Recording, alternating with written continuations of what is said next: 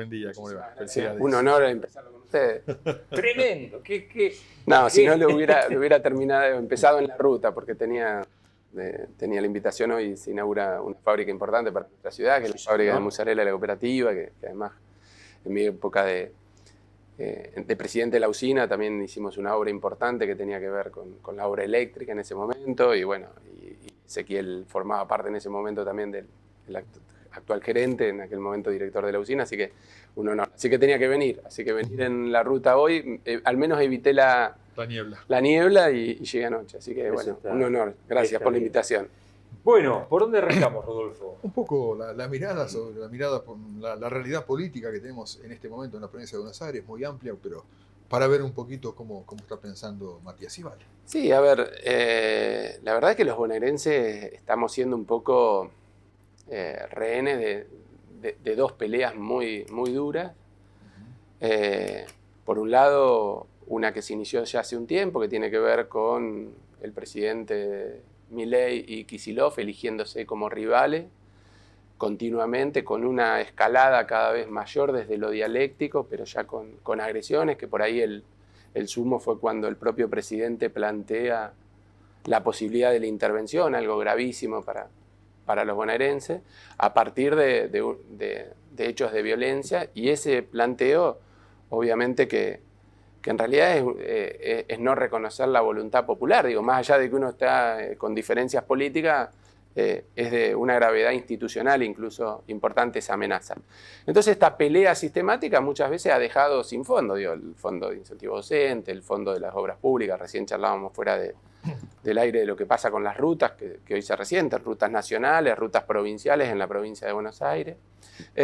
Y después hay una pelea, digamos, a esa pelea y a esa agresividad, porque además el tono va escalando cada vez más, digo, desde la agresión verbal, después agresión física. Y yo digo algo que esto no hay que naturalizarlo, porque cuando la máxima autoridad de un país establece, porque lo que hace es generar conductas, digo, el resto de la población copia esas conductas, y cuando ese nivel de agresividad baja desde la más alta esfera, lo más normal es que la sociedad se termine convirtiendo en una sociedad agresiva, violenta, que es lo que vemos hoy en las calles.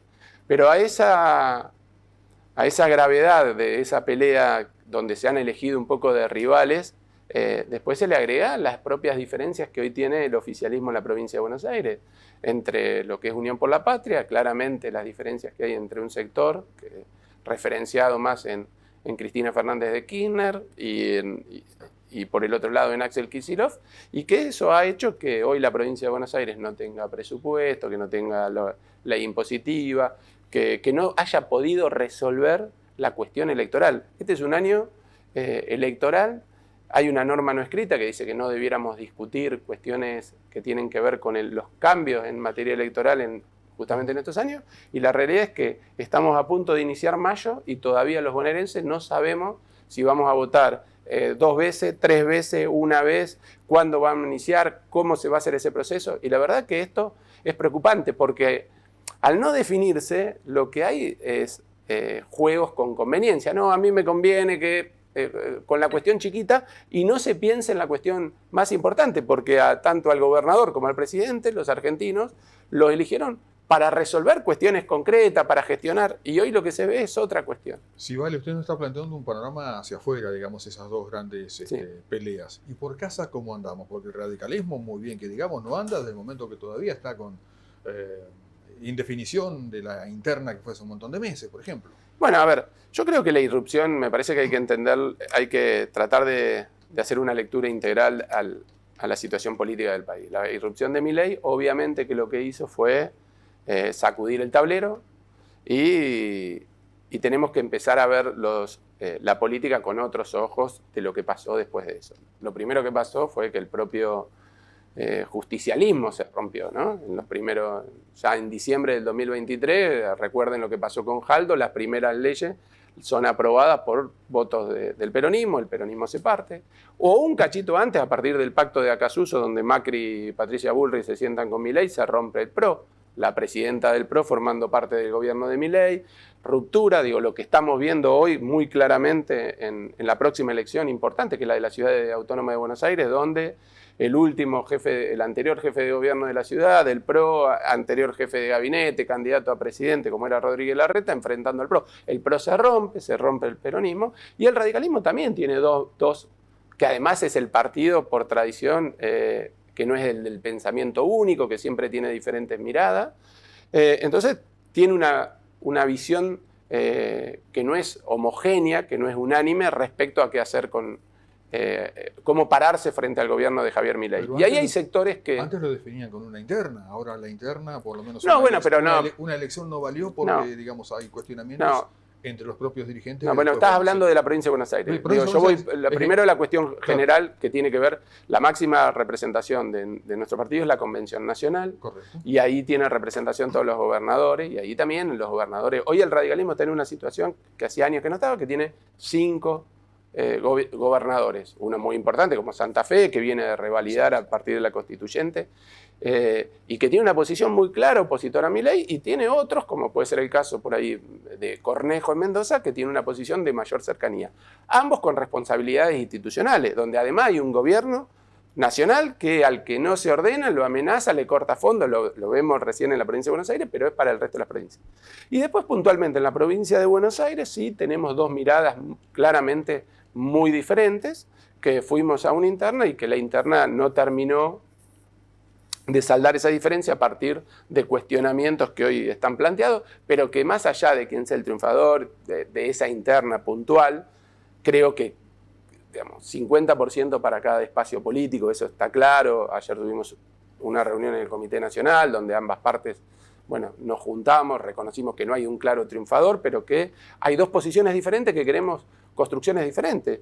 Nuestro espacio político, que a nivel nacional se referencia en Facundo Manes, claramente es un posicionamiento opositor al gobierno de Kicillof, pero también al gobierno de Javier Milei. Y nosotros planteamos fundamentalmente la construcción de algo diferente, no por la negativa, sino por la positiva, recuperar la territorialidad. El ejemplo de Tandil siempre es un ejemplo que sale a la luz, no solo por la forma de gestionar, digo, de esta cuestión que tiene, que acaba de ser, no sé si la vieron, hay una encuesta muy interesante de toda la quinta sección, por ahí la miro yo como representante porque es mi sección electoral, donde se hace una evaluación de todos los intendentes, y nuevamente el intendente Lunghi es el intendente de los 27 con mejor referencia en toda la quinta sección.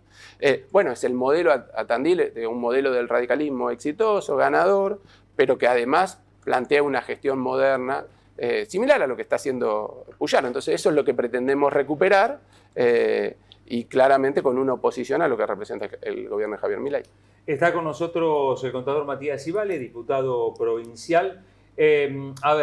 ¿Cuándo se define todo esto? ¿Cuándo se termina de definir el panorama electoral en la provincia? ¿Qué crees vos que puede ocurrir? No, a ver, la última fecha es la semana que viene. ¿Y por qué digo esto? Porque la realidad es que hasta ahora el gobernador ha fijado y ha establecido un decreto para fijar las PASO que están el 13 de julio y cuyo calendario electoral empieza el 7 de mayo. Por lo tanto, hubo una media sanción del Senado suspendiendo las PASO, y estamos en diputados sin poder terminar de sesionar a partir de estas diferencias internas. El día miércoles tuvimos una sesión, llamamos un cuarto intermedio hasta el lunes de la semana que viene a las 2 de la tarde, y es la última oportunidad para suspender las PASO. Si las PASO se suspenden, ya los bonaerenses al menos sabremos que vamos a ir a votar 2 veces. La primera de esas, donde vamos a elegir legisladores provinciales y concejales en los 135 municipios, y será el 7 de septiembre. Después lo otro que quedará por definir son los plazos de cuándo se presentan las fórmulas y demás, pero que tiene que ver no con la población en sí, o es más la preocupación de aquellos que tenemos responsabilidades en los armados políticos. Bien. Pero bueno, el lunes definiremos si votamos los bonaerenses 2 veces o 3. Bien.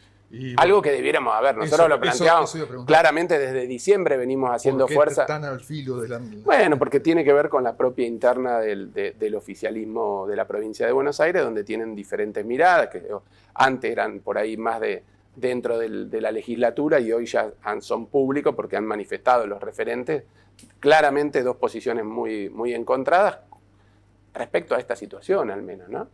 Llama la atención que, bueno, hubo sí apuro para plantear un desdoblamiento, pero no para definir todo lo que era el cronograma electoral, ¿no?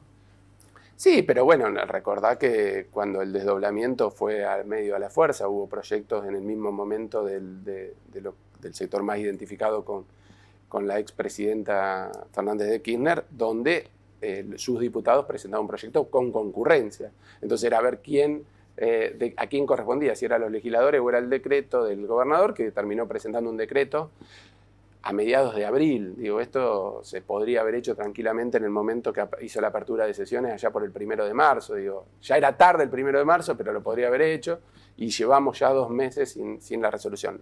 Lamentamos porque a nosotros nos gustaría estar preocupados y hacer los cuestionamientos que tienen que ver con cuál es el estado de la obra pública en la provincia de Buenos Aires, cuál es el estado de seguridad. Se cayeron todas las leyes que tenían que ver con las emergencias para algunos distritos muy importantes.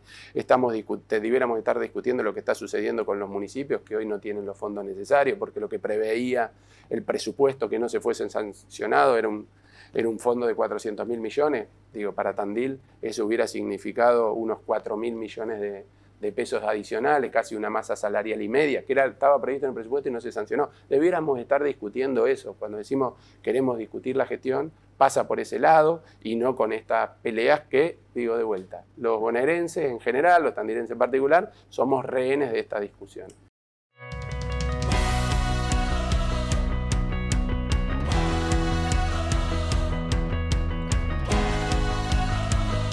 Tenemos aquí en Tandil Despierta conversando con el diputado provincial Matías Civale. Bueno, estábamos hablando justamente año impar, año electoral que estamos viviendo. ¿Cómo se va a posicionar justamente su sector para octubre, por ejemplo?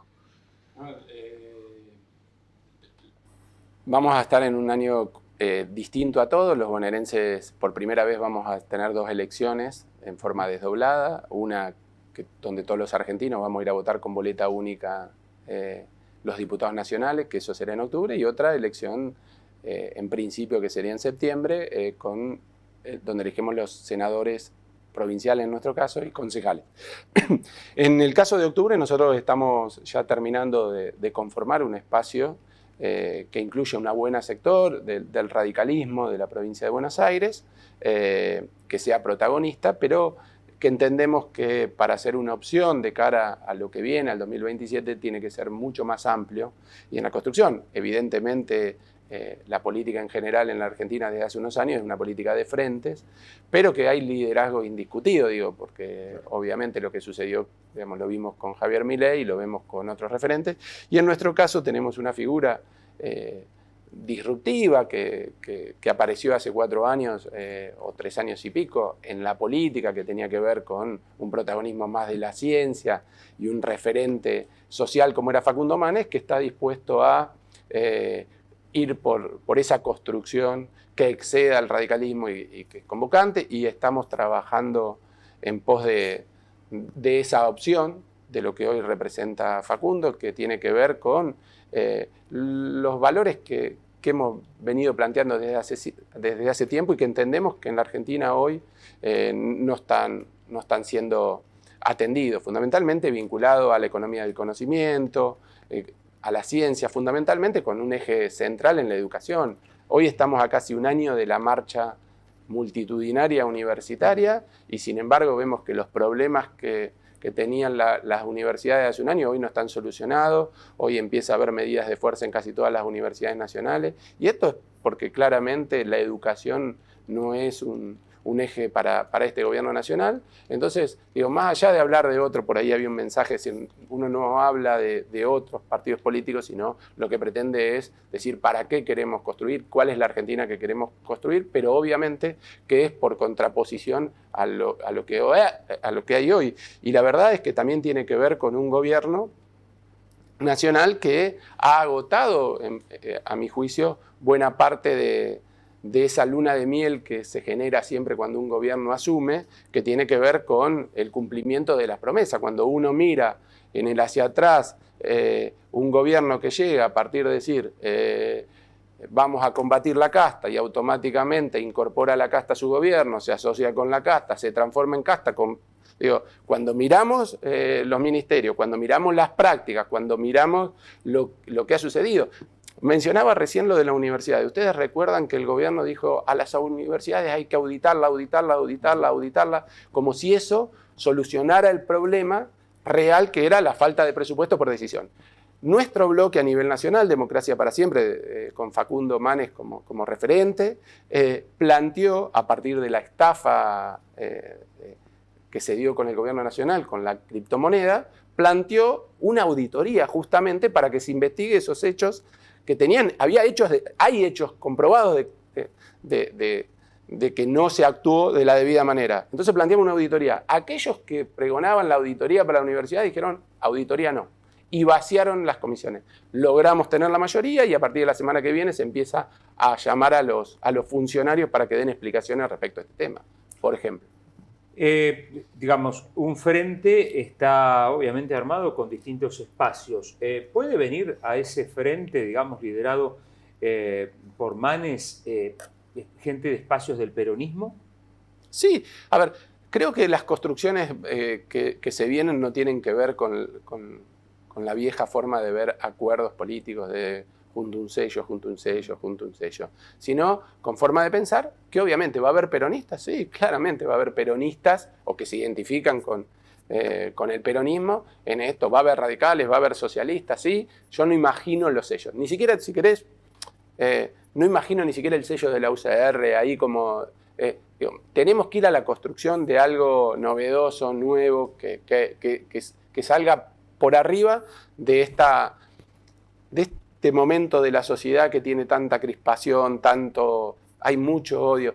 Digo, en estos momentos, yo lo decía el otro día, en estos momentos donde la figura del Papa Francisco empieza a ser tan reconocida, lástima que no se la reconoció tanto durante su papado, y lo planteo yo incluso desde el laicismo, pero reivindico a un líder mundial que hoy decía algo tan sencillo como que está bien ser buena gente, que hay que amar bien, hay que amar más.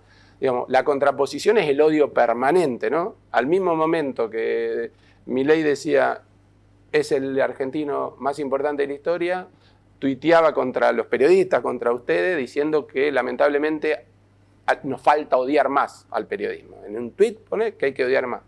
Esa es la contraposición.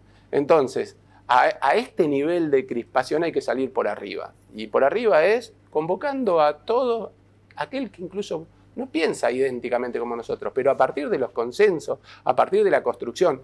El Papa Francisco decía, ponía en el centro de la escena al otro. Y me parece que hay que entender eso, digo, que yo no soy el único que tenga la razón. Si no pareciera que a uno no lo eligen como presidente, sino que lo eligen como emperador. Y todo lo que dice está bien y el otro todo lo que dice está mal. Lo que plantea Facundo tiene que ver básicamente con eso, con una construcción colectiva que tenga, así como la última gran gesta que nosotros tuvimos como nación tuvo que ver con la recuperación de la democracia en el 83, ponernos de acuerdo en tres cuestiones básicas, con la educación en el centro de la escena, porque es la única manera de generar un diferencial en un mundo totalmente globalizado, ¿no? Bien, Matías Civale, bueno, seguiríamos charlando, pero nos quedamos ya sin tiempo. Exactamente, Matías, muchísimas gracias por acompañarnos. Que termine muy bien el día de su cumpleaños. Me han dicho tantas veces, me falta pedir algún deseo, ya casi nos faltó la velita, digo, para salir de la grieta, si querés, política, lo planteo en términos futbolísticos, que ganemos el domingo en el Monumental, así que mejor. Correcto. ¿Está bien? Hincha de Boca. No, por supuesto, No, hincha de ¿qué va a River. ser? Bueno, si querés, lo hago más amplio y digo que en el próximo partido. Bueno, entonces que en el próximo partido de la Libertadores todos goleemos. Ahí sí, bueno, sería un equipo argentino. Claro, cualquier equipo argentino Claro. que en el próximo partido de la Libertadores ganemos. Hay muchos apátridas que cuando juega determinado equipo, como no es el mío, digamos, Claro. vamos a pensar en contra. Así me gusta que el equipo argentino gane. Basta. Gracias, Matías.